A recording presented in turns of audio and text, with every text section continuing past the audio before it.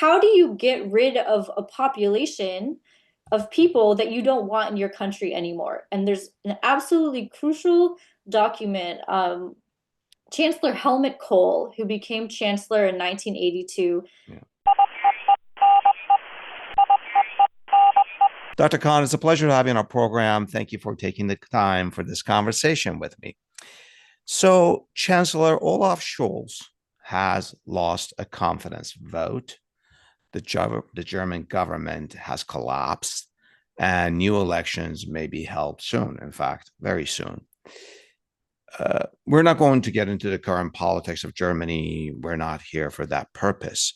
What I am wondering, though, is was this crisis caused because Germany's fringe and far right parties gained ground in September's regional elections? Is that what's happening? So that's certainly a factor in it. There's a number of longer term consequences.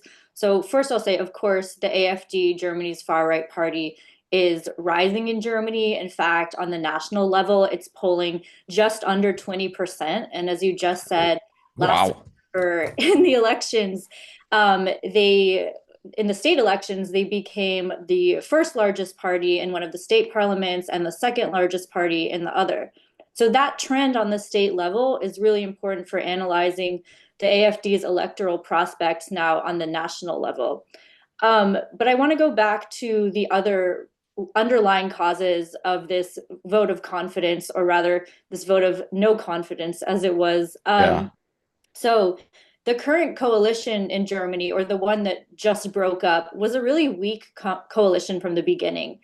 Um, it was formed after the 2021 parliamentary elections of three different parties: the Social Democratic Party, the Green Party, and the Free Democratic Party. So no Um, party had a firm mandate. exactly. And the reason this coalition was weak is because you have the Social Democrats and the Greens, which are historically big government, big spending parties, big on social welfare, towards the center left and left of the political spectrum. However, the third coalition partner, the Free Democratic Party, is more of a free market, very small government, traditionally economically liberal party that doesn't want much spending. How So does that that even work? it worked for, it tried to work for a little bit, and it was shaky since the beginning. But what we have to remember is that just about 2 months after this really weak coalition was formed, February 2022, that's Russia's invasion of Ukraine. Hmm, hmm. And COVID was already ongoing, right? Still 2021, 2022. So you had this economic, all the economic problems that we had with COVID here in the Yeah, US, yeah, Germany's also hit by. The Russian invasion of Ukraine throws another wrench into the mix because that destabilizes Europe and leads to Germany under Olaf Scholz declaring that there's going to be more military spending to defend Ukraine. So you have a rising military spending, rising inflation, the energy crisis because of the Russian invasion of Ukraine, the higher cost of oil and gas. So all of this contributes to what has turned into an economic recession in Germany over the past couple years, yeah. Oh, okay. which in turn, that economic recession has impacted ordinary Germans' wallets, grocery prices, everything. That leads to the rise of the far right AfD. Um, but what's compounded the situation even further is that the country has been in a budget crisis for the last year or so. Um, in order to kind of help the country out of this inflation, the Social Democrats and the Greens have proposed kind of additional spending. But the Free Democrats, this kind of free market oriented small government party, have consistently blocked that, and they do not want to increase the deficit. This came to a head last month in November when the coalition fell apart. So the finance minister was actually from the Free Democratic Party, and he was the one who refused to implement Scholz's plan for the budget because he didn't want more spending. Scholz in Oh, November decides he's going to fire the finance minister from the Free Democrats, in which case the Free Democrats decide that they are now going to leave the coalition. So that was just 1 month ago. That was right after Trump was elected in the US. That's kind of a mini crisis. It really is. I mean, people wonder why coalitions are falling apart. The Yeah. government literally cannot function if the finance minister is refusing to implement the plan that the party in parliament had agreed upon. I was watching CNBC sort of in the background, and they said, "What's going on in Germany is about money." And in my head, I'm like, "Of course, CNBC would say that. It's about to them, everything is about money." But as you're explaining what happened, it's kind of about money. It's about budget and spending. Hmm. It Yeah. really is. Uh, Yeah, right. So it's because and ordinary people in Germany are just like right now facing this crisis of what's the budget going to look like. I mean, there are private institutions such as archives, museums, et cetera, that are receive government funding and are heavily reliant upon it. And they don't know what their situation is going to look like because the budget is going to be slashed so much in the and, next year or so. and I don't want to get so much into the history of fiscal policies in Germany or not, but from what I remember, especially going after the 2008 2009 recession that became global, Germans were quite sticklers about balancing the budget, and they were very much, teaching Greeks and other Europeans, you need to balance your budget. So when we talk about budget, it's perhaps a bigger deal in the German consciousness than it is maybe in our style of spending and borrowing. Is that a fair general assessment to make? I think so too. There's this maybe, I don't know if it's a sense of hypocrisy now, but as you're bringing it up, I'm 100% recalling the austerity measures against Greece, Yeah. in particular after 2008. And now what you have here is kind of a microcosm of that, in which the Free Democrats are kind of trying to impose austerity measures on German spending, Yeah. where the Social Democrats and Greens are, trying to oppose that. And this is really important for all of Europe and the globe, actually, because Germany is the largest economy in Europe. Yeah. Yeah. This does have reverberations elsewhere. I'm sure you mentioned the AfD party a couple of times, and I want to get to that. It's very important, and I've read several of your articles and your book as well. So, but before we go there, I sort of have a general question: Is Do you think Germany is tilting to the right, or is this sort of a blip? I would say, unfortunately, Germany is tilting towards the right. Oh Um, boy. it's not a blip, and it's something we're seeing across Europe and in Yeah, the yeah, UK. yeah. This overall rightward shift, which to a certain sense is a rejection of the establishment parties. 100%. We see this in the US, we see this in Germany. But there's been, for the better, actually over a decade, right? There's been this rightward shift that's very visible in Germany. If you look at the current polling numbers, what will happen with the new elections in February, the current polling numbers are that Germany's center-right party, the Christian Democratic Party, which is the Hmm. party of Chancellor Merkel, who was in charge for a decade and a half, Yeah. that party is at 32%. The Oh Social wow. Democratic Party of Olaf Scholz is polling, around 20%. The Free Democratic Party is polling at about 5% and might not even get seats in the parliament. But the It may AfD, not even be part of government it anymore. might not even, right, they might the Wow. just refuse to implement the budget plan, might not even be part of government. Okay. And the AfD, the far right party, which by the way, and I can talk about this more, is a welcome home to neo-Nazis and anti-Semites, deeply Islamophobic, nativist. That party is at about 20% nationally. Jeez. Okay. Let's take a break here. We'll be back to talk about the AfD and how America, our country, exported Nazism back to Germany. We'll be back. Dr. Khan, in the last segment, we we talked about the AfD in passing. So let's get into it. Please tell us about the AfD, and please correct my pronunciation. Alternative für Deutschland. Did I say it? Closely. Alternative für Deutschland. There you go. Yeah, Yeah. AfD. The AfD is a relative newcomer to the political scene. It was established in 2013 as one of these Eurosceptic populist parties that was, quite anti-establishment. It didn't really start gaining steam until 2014, 2015 and beyond, and that had to do largely with the Syrian refugee crisis. Um, Oh, where Angela Merkel sort of welcomed them to Syria, exactly. to Germany. I'm sorry. I see. Okay. Exactly. So what you have is the AfD starts capitalizing on this widespread discontent with migration, this widespread Islamophobia among the German population, and makes anti-immigration a core part of its party platform.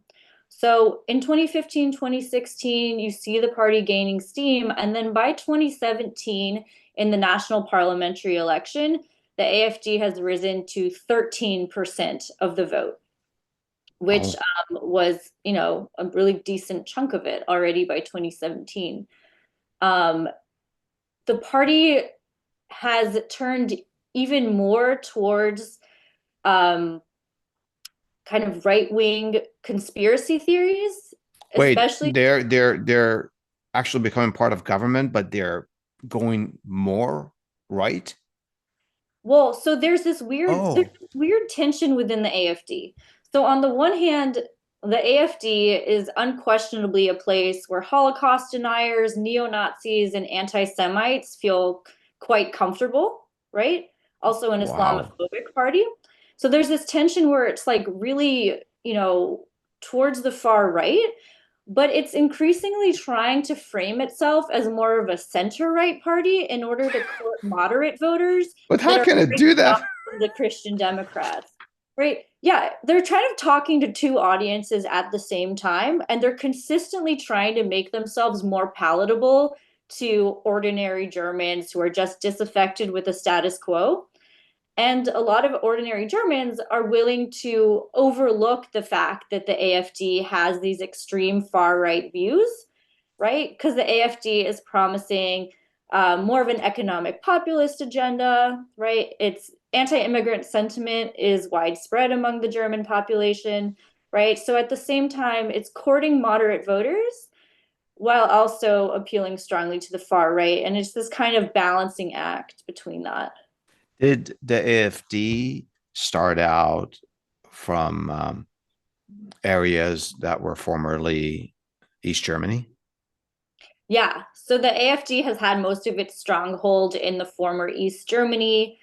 Um, and that's also where most of the kind of far right activity as a whole is happening in East Germany today.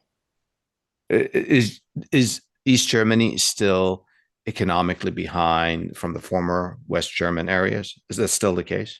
Yeah, there's still an economic Oh, disparity. It's so interesting when you go to Germany today, especially I was just in Berlin with my students a little bit ago. It's so hard to kind of distinguish whether you're walking between East and West, right? You'll all of a sudden cross over into the East to the West, right? And you'd think that, 30 something years after the fall of the Berlin Wall, after yeah. the Cold War was over, you'd think that the country would really be one united united entity rather. Uh-huh. That was a Freudian slip. But historians talk about that there was, there's the wall in the ground, the Berlin Wall itself that divided them. And even though that wall fell in 1989, there's still this kind of wall in the head, right? This kind of lingering, kind of imagined divide between East and West, where there's a certain resentment among some East Germans towards some Germans who are in the East towards Germans who are in the West today. Um, the East remains kind of economically worse off than the West. Hmm. So Hmm. there's kind of sense that there's these socioeconomic disparities. There's also this sense that the former West Germany kind of absorbed the East and imposed upon it the Western kind of government, right, in Yeah. 1990 when they reunified. What you're saying is that it doesn't, to East Germans, it doesn't feel like a merger. It was more like they've been acquired, if using like corporate Exactly, language. right? Yeah. Using these terms, right? Yeah. And so, because a lot of East Germans with the fall of the wall, they didn't necessarily assume that they would just kind of become part of the West, right? A lot of East Germans thought that there would be a new kind of form of government one operating on socialist principles, right? But those Yeah. dreams were dashed pretty early on.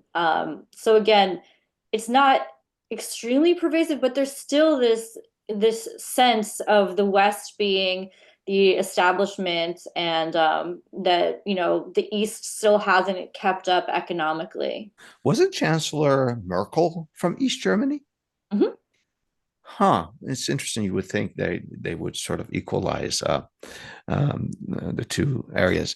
Um, Going back to the AfD, is I hope I'm not going too far on this, and if I am, you correct me, please. Is it fair to say that the AfD now is the Nazi party in disguise, or is it rhetoric? Does my question make sense? Those are two different things. Yeah.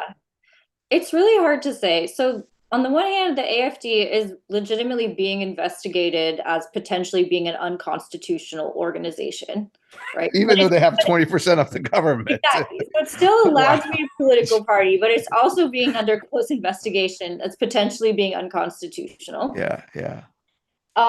On the other hand, there are actual neo-Nazi parties in Germany that are like quite small. So there's a party that's called Die Rechte, which is the right. That's an actual neo-Nazi party that is led by the same neo-Nazis that have been prominent in Germany since the 1970s, right? Wow. So there's actual like an established neo-Nazi party.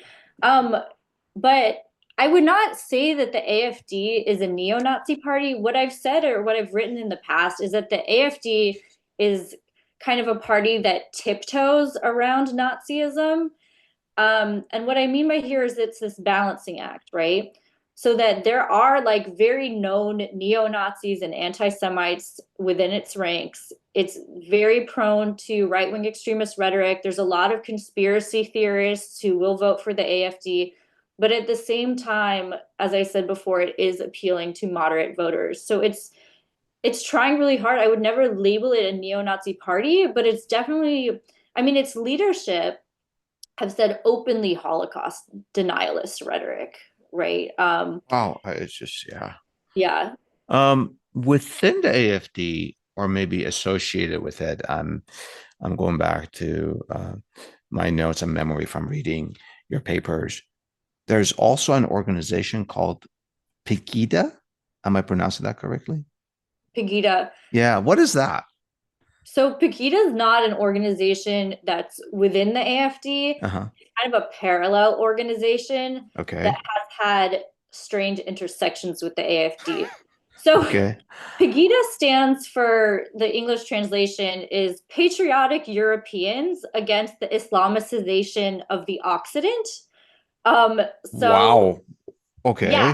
so it's, as you can see here, it's a deeply Islamophobic organization, and it was founded in 2014 in Dresden, which again is in the East, so it's really Yeah. one of these hotbeds of right-wing extremism.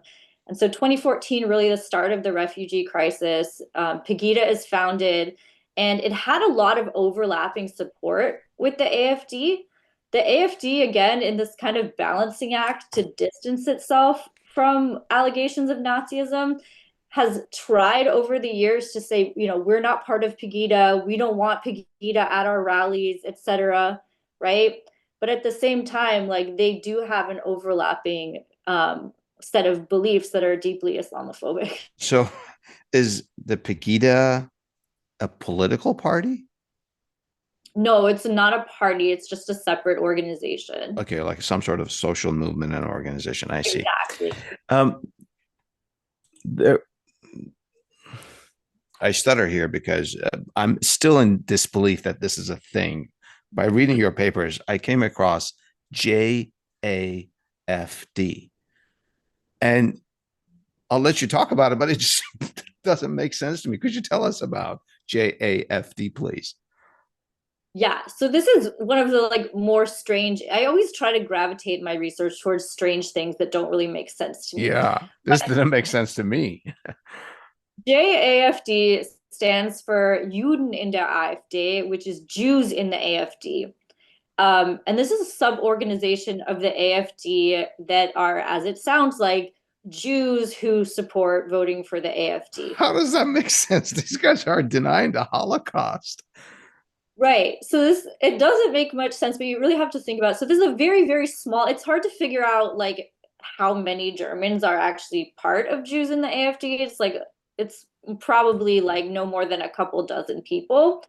Um, but they're Jews who tried to say that we vote for the AfD, and they have different justifications for it. So on the one hand, for some Jews in Germany, and this is not the main Jews in Germany are not all like this, but there's some Jews in Germany who support the AfD precisely because of how anti-Muslim the AfD is, right? So for this small segment of Jews in the AfD, um, they say Muslims, this is their words, not mine. They say Muslims hate Jews, Muslims are anti-Semitic. We support the AfD because the AfD does not like Muslims, right?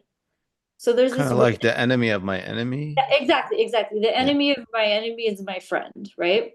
Yeah. Um, the other reason is that the AfD has been one of the most pro-Israel parties in Germany, right? So the AfD continually or at least in its rhetoric, tries to portray itself. I think the quote there's from the only party in Germany that, supports Israel. That's what the Jews in the AfD have called the AfD. That the other parties do not support Israel. They support things like Wait, BDS, etc. That's the rhetoric of Jews in the AfD, at least. just for my own edification, that statement is false. The country of Germany does support Israel, right? There's no Exactly. um this AfD seems like, I know this is going to sound funny here, but it's suffering from split personality disorder. They're kind of reaching to a lot of different uh, peoples, and they have sort of conflicting platforms here, it seems like. And they're um, doing it on purpose. they're doing it on purpose to sort of widen their appeal. um, Another thing that I was intrigued by when I was reading your research was crime. Which eth- ethnic group in Germany commits the most crime? Is there data on that?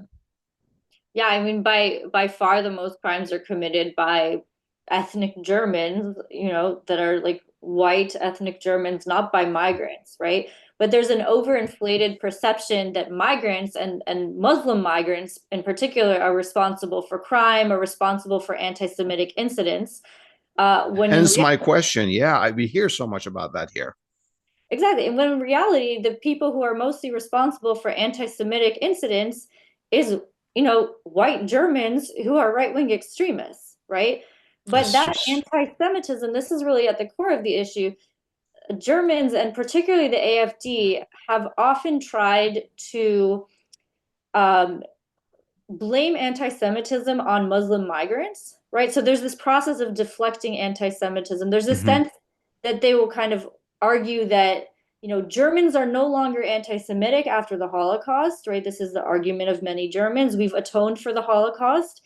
And the reason that there's anti-Semitism in Germany today is because the Muslim migrants who are coming are importing or bringing the anti-Semitism to Germany. That's That's not my view. That's the way that a lot yeah. of Germans are thinking, and it's particularly the way that the AfD is thinking. Um, I wasn't planning on this question, but I have to ask it. Are there parts of Germany which you don't feel safe walking around in because of this issue? I don't know. I've never personally felt, necessarily unsafe in Germany. But Thank I will God. say that, yeah, I will say that so I lived in Cologne for 2 years, which Mhm. is in the West, and it's one of those like, it's sometimes people call it the San Francisco of Germany. It's Oh, progressive, it's liberal, it's fun, right? mhm. Carnival is really fun there, right? I And I've grew spent up in San Francisco. I should go there. yeah, and then I've spent a lot of my time in Berlin as well. And in general, I've never necessarily felt unsafe. So like for full transparency, I'm a Jewish person. Yeah. And I feel fine in Germany today. I know that there's anti-Semitic incidents, but I've never really felt it myself. Good, good. I hope it continues to be that way. Just rhetoric, not prevalent action. You mentioned the 1970s in passing. Actual neo-Nazi groups do exist. They're minor in numbers and also importance, and they go back to the 1970s. And then you started talking about Muslims are alleged to have imported Nazism back to Germany, which takes me to one of the papers that you wrote. The title of the paper is The American Influence on Neo-Nazism. In it, you state something to this effect, and I'm paraphrasing here, Dr. Khan. In 1971, 108 right radical groups were identified by the West German government. We'll get to the part of importing in a second, but what I'm wondering is, how is this possible? Didn't sort of Germany atone for the Holocaust and they like teach? There was all this education process. How did this continue to linger? I think linger is an understatement for what was happening. Yeah, this comes down to what I really think is what happens in the moment in 1945, this moment at which Germany ceases to be a dictatorship, Nazism falls, World War II is over, and the allies who are occupying Germany embark on this process of denazification. Mm-hmm, mm-hmm. Denazification is like often perceived, at least in the US, as this success story where particularly the United States come in, they take down Hitler street signs, they take down monuments, they re-educate Germans. Yeah, yeah, yeah. All of a sudden, seemingly overnight, the Germans are no longer Nazis. At least in West Germany, they're very quickly embraced into the liberal democratic side of the Cold War order, right? Mm-hmm. And their liberal democracy, human rights, and how quickly people forget that just, several years before they had been supporting Hitler, right? It's like they So turn off the light off and on and everything changed. exactly, that's the idea here. And obviously this is just a perception. This is not true, right? So West Germany, when it was founded in 1949, they did impose some really important protections in the Constitution to avoid a resurgence of fascism, right? That you're not allowed to display or produce any kinds of Nazi iconography, no swastikas, etc., right? And that Free you're speech also, limitations in yeah, effect. so there's Okay. certain limitations on free speech. Like you cannot, banning things like Mein Kampf. You can't display a swastika. You can't put Nazi propaganda, right? Mein Kampf being Hitler's book. Exactly. Yeah.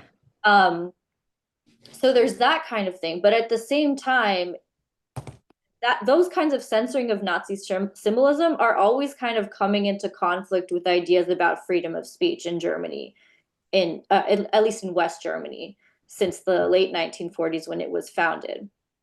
Um, at the same time, right-wing extremists and former Nazis were not always brought to justice. As we know in the Nuremberg trials right after the war, there Mhm. were very few top Nazis who were brought to justice. And in fact, former Nazis continued to have positions, even in civil service positions in West Germany, well through the 1950s and 1960s. Oh, wow. Okay.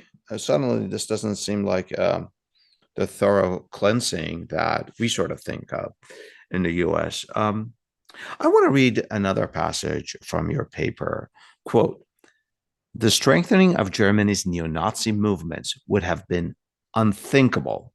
That's your word, unthinkable without US involvement. End quote. What is that about? US involvement in Nazism in Germany? Mhm. Yeah, so I'll transition a bit here to the early 1970s, right, which is this time, as you had mentioned, that Germany, the German government, West German government, had identified 108 radical right-wing parties, Yeah. right? Yeah. So there were already right-wing splinter groups emerging in Germany in the early 1970s, but they were largely not very unified with each other. They were kind of underground, right? But what I found in my research consolidates German right-wing extremism more in the 1970s, is the fact that it's part of a transnational web of neo-Nazis across Europe and across the United States who are working together and collaborating with each other. Um, my research has focused on the influence of American. May I stop you for one moment, please? You said, I apologize for interrupting, but you said are collaborating. And how is this possible when there's limitations on free speech in Germany? Well, this is where the US comes into play. Oh, Much of my research has focused on the shipping of propaganda from the United States into West Germany in the 1970s and 80s, right? So I had said before that Germany has a ban on neo-Nazi yeah, symbols, yeah, which makes it a big liability for Germans to produce Nazi propaganda themselves. yeah, yeah. While the United States has much stronger free speech protections and this strong commitment to the First Amendment, which then creates an opportunity for American neo-Nazis to come in and start shipping propaganda, creating the propaganda in the US, and then shipping it through the formal channel of the international postal system into West Germany. So there's an influx of American produced Nazi propaganda coming into West Germany in the 1970s that West German neo-Nazis, they go to the post office box and they pick up shipments of this American produced Nazi propaganda. And then they go to their various, neo-Nazi small meetings. They share this propaganda. They distribute it all throughout the country. They plaster propaganda up on telephone poles. They put it in people's mailboxes. So there's this proliferation of Nazi propaganda, and the vast majority of it is coming from the United States in the 70s and 80s. That is wild. Were you shocked, surprised when you started learning about this? Yeah, I mean, I said before, one of the reasons I choose to research what I do is because I'm like very confused by it. Uh, Yeah. yeah, and so I was very shocked to learn about this, which is how I got to working on American and German neo-Nazis in the first place. There was like a small reference in something that I was reading to the fact that this propaganda was coming from the US. And so I went down this rabbit hole of looking for it, right? And it turns out that American and West German neo-Nazis were way more connected with each other than has been appreciated to this point. So Nazi rallies with Made in America posters. Mhm. Wow. In your writings, you spend some time telling the story of this guy, this gentleman out of Lincoln, Nebraska.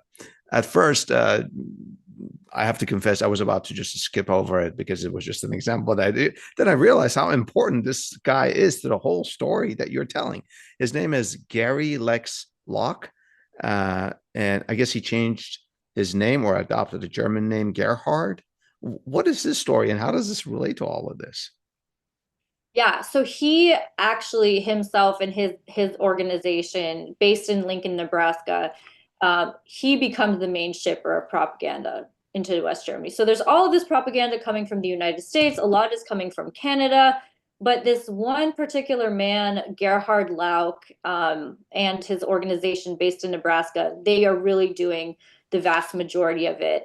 So Gerhard Lauck, he's still alive today. I actually interviewed him. A couple years back for this Oh, project. He's about 70 years old now, but in 1972, when he was about 20 years old, he decided that he wanted to found his own neo-Nazi organization. And by the way, he's American, born and raised, part of this baby boomer generation, but he has ethnic German heritage, and he felt very strongly connected to that heritage. He viewed himself as kind of a German living abroad first and an American citizen second. So in the early 1970s, he gets this idea. He knows that Germany's fragmented into these different right-wing groups, and he wants to consolidate them And so he sets his sights on organizing and reunifying the German movement through the shipment of propaganda. So there were a lot of other neo-Nazi organizations in the United States at the time, such as, the American Nazi Party, which had just fragmented. And those had kind of set their sights on bringing neo-Nazism to America. On the other hand, Gerhard Lauck from Nebraska, he was only interested in bringing it to Germany. Um, uh, he is German American. How many generations does his sort of American heritage go? Were his parents German, or was it like no, decades longer than that?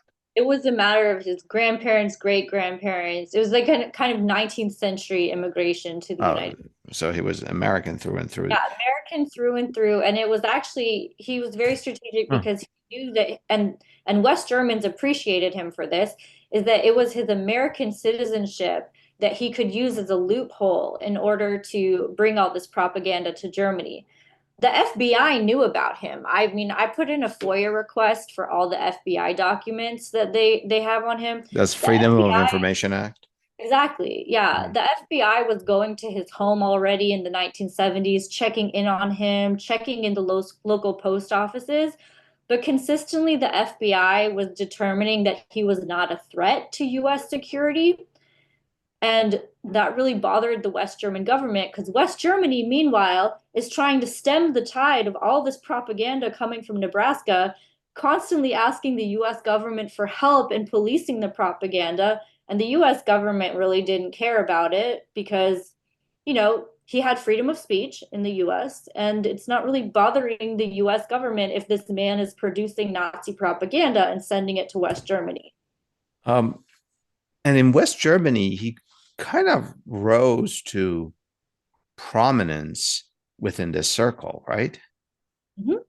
Yeah. So part of the reasons that he was successful in this operation is because he became very, very closely tied and built even friendships with some of the leading West German neo-Nazis at the time in the 70s and 80s. So the person that he was most closely connected to in West Germany was a man named Michael Kühnen, Mm-hmm. and he was the leading West German neo-Nazi at the time. Um, and Kühnen joined Lauck's organization and helped spread it all throughout Germany. And I think I had mentioned earlier in this interview that there's a party in Germany called Die Rechte, the right party, that's Yes. the Nazi party even further to the right than the AfD. And the leader of Die Rechte is named Christian Worch.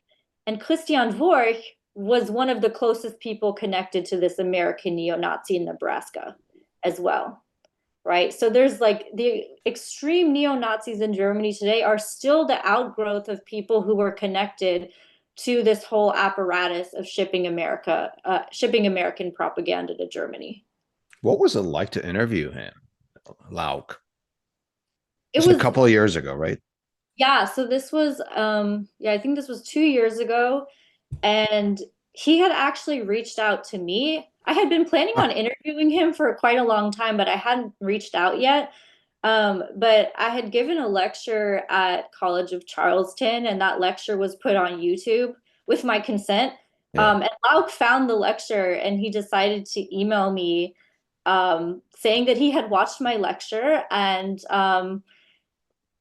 said, if he can provide assistance, let him know. And so, of course, I decided to strike while the iron was hot. I emailed him back, set up an interview.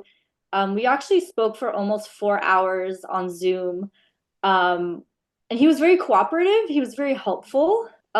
He didn't dodge any of my questions. He was kind of like an open book. Um, I was really nervous about it ahead of time. I would be. Yeah. But I think as a historian, it's really important where possible to go to the source itself. Yeah. Yeah. It would feel very, strange for me to write a book that centered him heavily as a person in the book without actually trying to incorporate, his perspective and to ask him more detailed questions that I could find from the archival sources alone. Did you, by any chance, ask him Well, why don't you just move to Germany? Did that come up? Did he?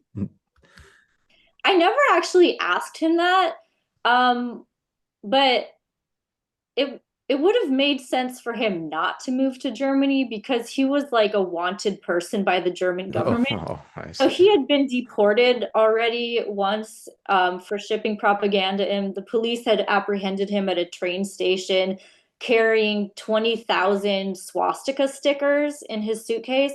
So he would, 20,000. yeah. So actually, Wow. one of his main forms of propaganda, which was really effective, were these really small stickers that had swastikas on them, and they said things like, you know, don't buy from Jews, which is a reference to the Nazi boycott, or foreigners out, or death to the Red Front. So all of these kinds of Nazi slogans with a swastika on them. And they had his post office address on them in Nebraska, right? So he'd bring all these or mail all these stickers into Germany. German neo-Nazis would put them, say, on a telephone pole, right? And so there would be this Nebraska address. And if someone saw this and they wanted to learn more about this organization or get more propaganda, they could just write to Lauk in Nebraska at his post office box and become a subscriber. Was anyone paying Lauk for these? They would pay him for these stickers. Where is he getting his funding? So he financed a lot of the operation himself. Um, it also relied heavily on donations and mail order subscriptions. And this was really common at the time. So he also had his own newsletter where he published um, kind of every month he would publish a series of articles about current affairs and news and things about former Nazis, right? So very much an ideological publication, right? And you would subscribe to it like you would subscribe to any other magazine at the time. Wow. He would mail it to West Germany. You were working on another book about neo-Nazis, is that correct?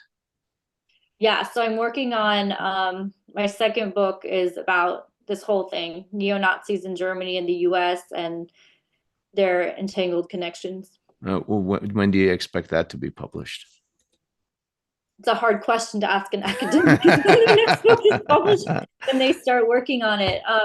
But I have most of the research done. I've been working on this for 5 years already since Wow. before COVID, and I've gotten a decent amount of it written, and I intend to spend sabbatical next year finishing writing it. So this will be definitely a couple years out. All Yeah. right.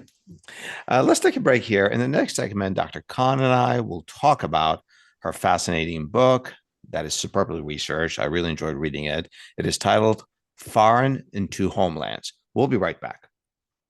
Dr. Khan, I want to talk to you about this term, Ausländer. Could you pronounce it so that we get the German right here, please? Ausländer. Ausländer. For background purposes, before you tell me what that means, what does it take to become a German citizen?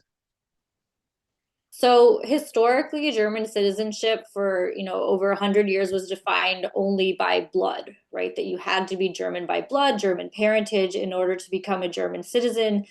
However, the citizenship law started changing in the 1990s, and in 2000, there was a really important revision that allowed for somebody who was not ethnically German but had lived in Germany for a certain amount of years to be able to gain German citizenship. So that was a big change that came in 2000. Um, So I understand the term Ausländer means foreigner, but does it have like a more menacing or pejorative connotation to it? yeah, 100%. So Hmm. um, Ausländer has this kind of pejorative connotation or kind of like an insulting and racializing connotation to it because even people who have lived in Germany for 60 years but perhaps have a migration background or aren't ethnically German, they'll be considered or sometimes derogatorily called Ausländer or foreigners, even if they've lived there for a long time, even if they have German citizenship, right? Hmm. So it just implies somebody is outside the German community, even if you might have citizenship, on the basis of being not ethnically German. So this is we've gone over this several times. Not being ethnically German. So would a Dutch family or a Danish family or a Swedish family that came to Germany 50 years ago, 40 years ago, would they be called Auslander or no? That's reserved for Southern Europeans and Muslims and Middle Eastern and what have you. Do you see the distinction between those two? Right. So yeah, it has the racializing connotation in terms of, the Europeanness, in terms of the color of your skin, etc. So usually Ausländer would not, like, if I go to Germany, I'm usually not going to be called like an Ausländer, right? Hmm.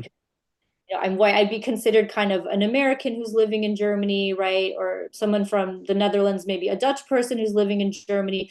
But Ausländer has this racializing component where it's referring particularly to migrants from the Middle East, from North Africa, Wow. right? From places that have historically been considered non-European, also non-Christian, Yeah. right? Um, Okay, so let's talk about them. I want to share some stats from your book, Foreign in Two Homelands. Actually, the full title is Foreign in Two Homelands, Racism, Return Migration, and Turkish German History. So this is what I wanted to share, Dr. Khan. Every fourth person in Germany is now ethnically non-German.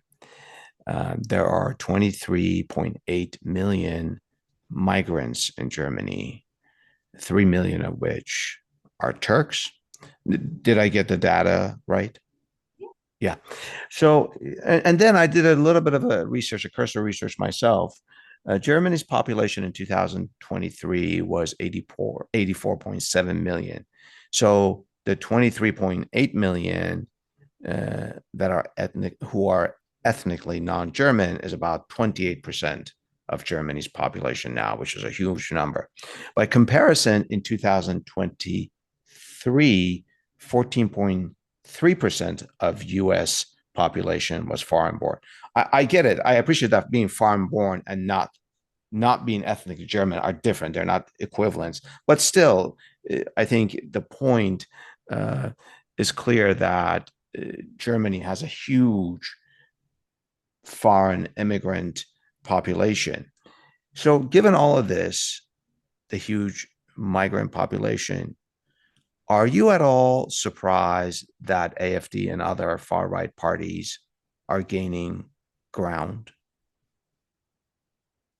I mean, I would say that it's generally, I mean, it's I'm not blaming the foreigners or anything like that. I'm just, you know, yeah, I mean, historically, when we see moments of economic crisis and moments of large immigrant populations coming to the country, that those are the moments where you tend to see a large anti-immigrant backlash, yeah, which is something that the AfD, the far right party, has really capitalized on.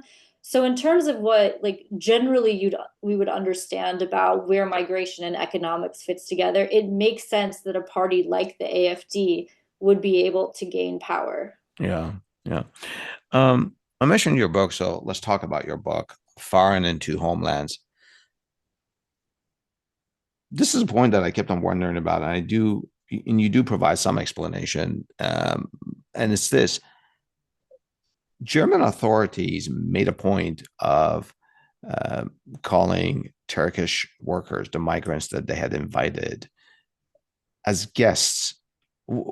Is there is that term significant? Yeah, it's a very significant term. So, for some context here, like why is there such a high proportion of migrants and particularly Turks? Please, yeah. So after World War II, Germany was, economically devastated, bombed out, in shambles. There was a shortage of manpower because so many men had been killed fighting in the war. Um, and West Germany, in particular, needed to revitalize its economy, right? So it got Hmm. an injection of funds through the Marshall Plan, right? But the other thing is that who was there to work in the German factories and mines to fuel what's called that economic miracle, where Germany recovered so quickly? Like I said, there's a shortage of manpower. Germans really didn't want women working outside the home, right? It's the 1950s. It's a time of Oh, conservatism, right? So all of this led the West German government to implement a program that, as you said, they called the guest worker program. Guest worker is Gastarbeiter in Germany. So the West German government in 1955 starts the guest worker program. They first invite workers from Italy, Spain, Portugal, um, and then they start inviting workers from Turkey, Yugoslavia, Greece, Morocco. And the idea here is that these guest workers would come to West Germany. They would work for just 2 years at a time, at which point they would be rotated out with new workers from those countries. And the idea of guest is important here because they were not supposed to be permanent. They were supposed to just temporarily be there as guests. And did West anyone Germany, call them temporary workers? That almost makes more sense, but they decided on guest. they decided on guest, and Yeah. it's important because there was a guest. You have a hospitable connotation. You come to my house, I treat you like a guest, I treat you nicely, right? And so this kind of positive connotation of guest Oh, was deliberately created in contrast to the other forms of foreign labor that had existed in Germany during the Nazi period, which was forced labor, right? I see. I So see. the idea is, Yeah. okay, we have just brought forced laborers here against their will. Now we're going to kindly invite guests from other countries, and we're going to treat them nicely, and then they're going to leave. That makes the word guest really important in this context now. Interesting.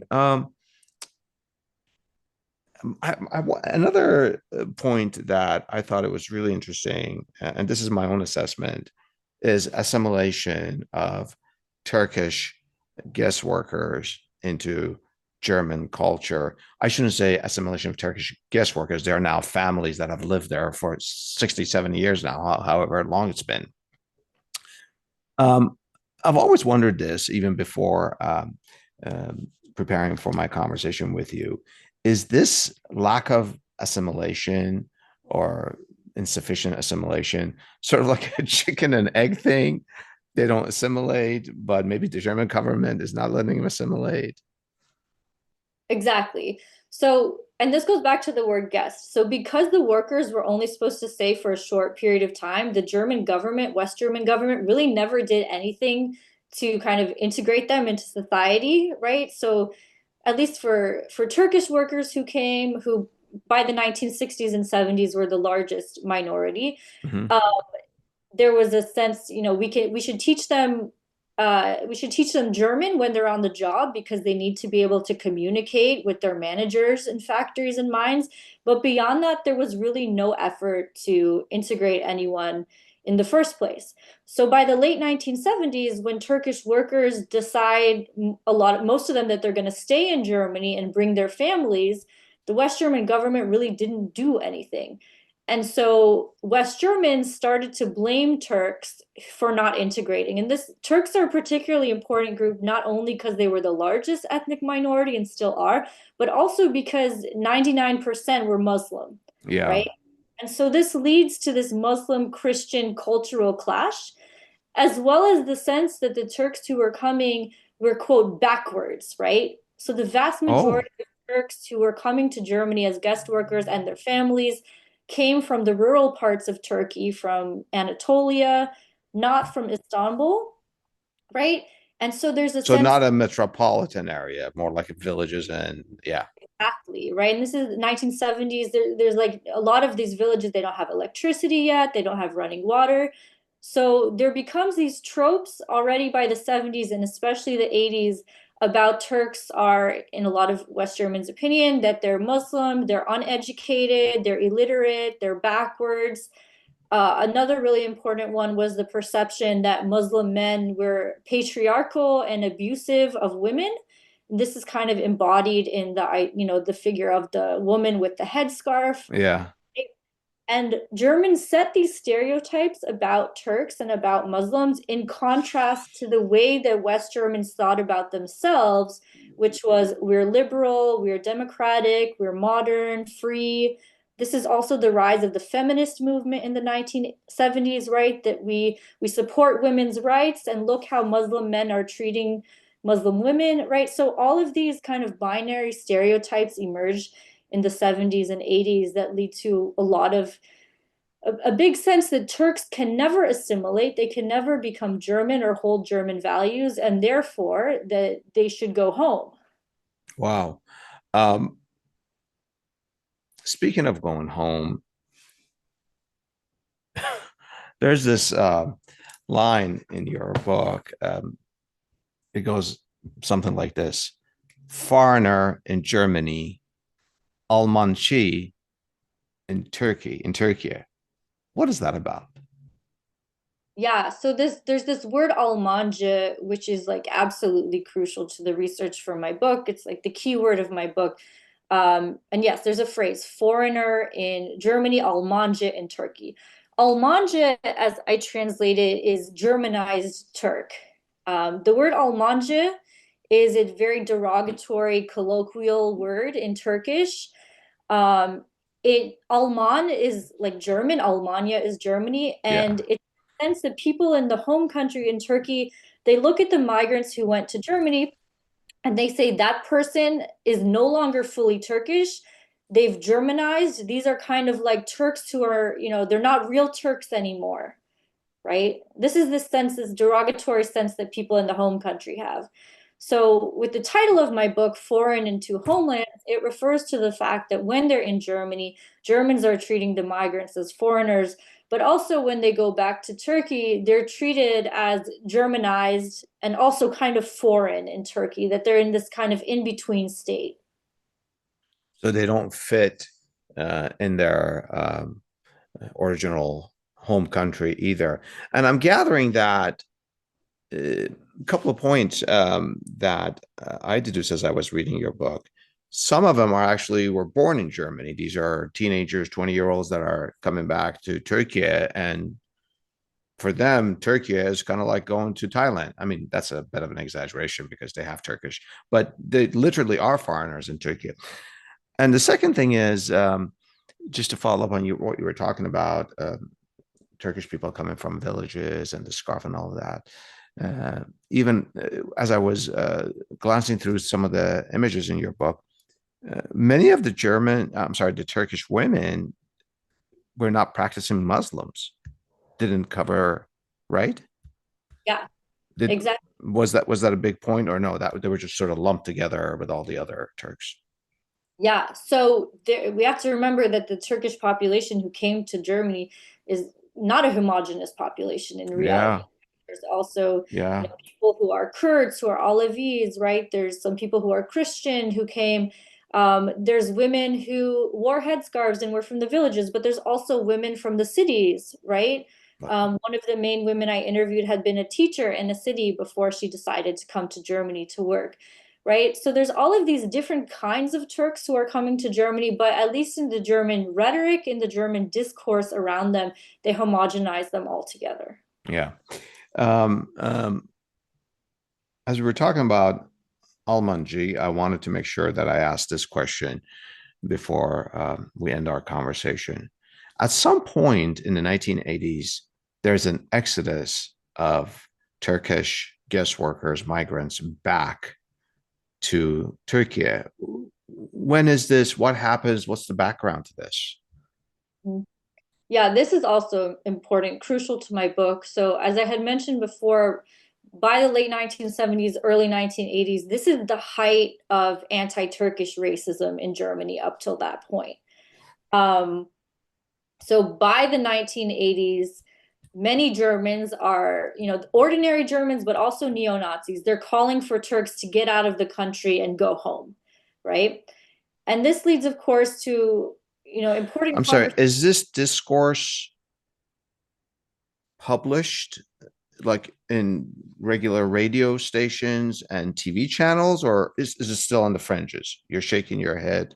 not in the fringes anymore by the 1980s. So of Oh, course you have wow. like right-wing extremist Uh, neo-Nazis like violently attacking Turks and other minorities on the streets in the 80s. Because to go back to the conversation about neo-Nazism had become so strong by the 1970s and 80s, in large part due to that influx of propaganda from the United States, that it was neo-Nazis who were more organized, who were going out campaigning against Turks, demonstrating in the streets, spraying graffiti, attacking people. So the 80s is the heyday of neo-Nazism up until that point. But hmm, it's also the high point of ordinary German anti-Muslim racism as well. So if you think of the different wow. kinds of sources that I look at, right? It's, writings of neo-Nazis complaining about against Turks, but it's also, mainstream German newspapers, radio, television complaining against Turks. It's internal government memoranda, from the Social Democratic Party, even the center left party, saying we Wow. have to do something about, quote, the Turkish problem because there's so much widespread popular unrest against Turks. They call it the Turkish problem, like on TV and on Oh major yeah, newspapers. Oh, wow. often Okay. like same thing as like not to draw like a false parallel to the Jewish problem or the right, but it's called, they would use the word the Turkish problem at the time, But right? the Jewish problem goes back to like 1930s, 1940s, and extra. It's not that. That's why you're saying you don't want to draw a I don't want to false draw path. false Yeah. comparisons, but what I do highlight in my research and in my book is that a lot of Turkish migrants in Germany in the 80s and a lot of people in the home country were explicitly making parallels to the treatment of Jews in the 1930s. So they were saying, Wow. we feel like we're so oppressed in Germany today, we're treated like second-class citizens. You're treating us now in the 80s like you treated Jews in the 1930s, right? So it's the That's Turks themselves who wow. are That's drawing, like, scary. as a historian, I would never draw these kinds of Yeah. comparisons. Yeah, yeah.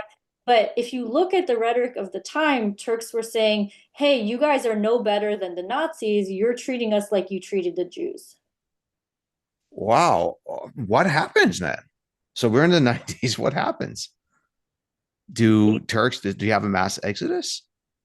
So there is. So the West German government, in order to deal with this question of how to get Turks home, the West German government's deciding, essentially this gets to a question of mass deportations, right?